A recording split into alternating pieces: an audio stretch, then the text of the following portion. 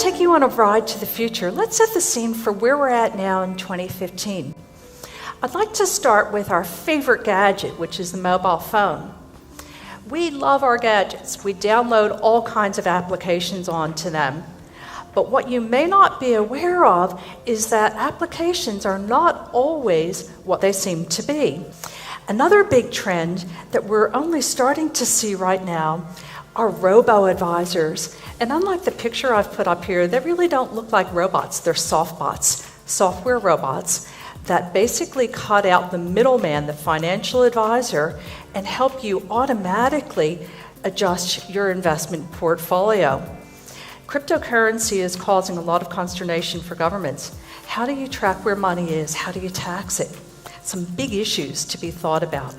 One of the things that has happened is that there's a big push to take these smart glasses and put them into smart contacts and combine the technology of augmented reality and ICT communications with biotech. Now you can imagine having this kind of capability where in the Google patent, if you want to take a picture, you just blink twice.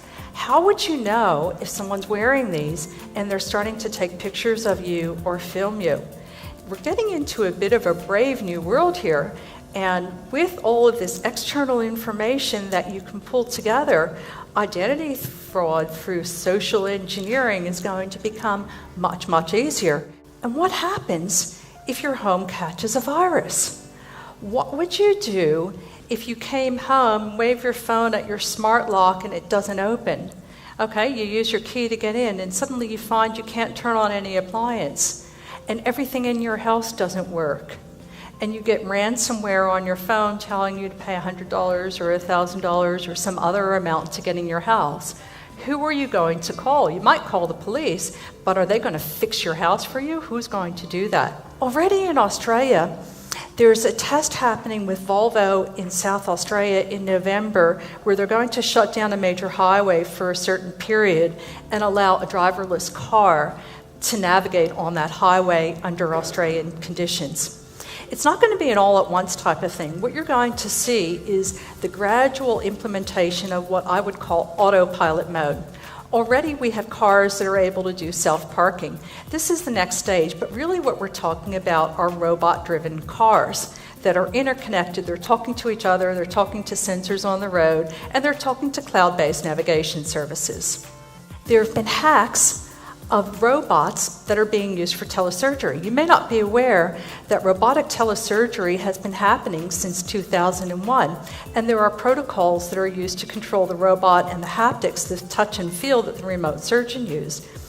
A couple of weeks ago, I read about a hack, luckily by researchers. They were able to stop the surgery in its tracks, but it could get much worse. If you've got control of a machine that's got scalpels and lasers, what harm could you possibly do? And once again, the problem is that security is an afterthought. Ladies and gentlemen, we are at a tipping point right now.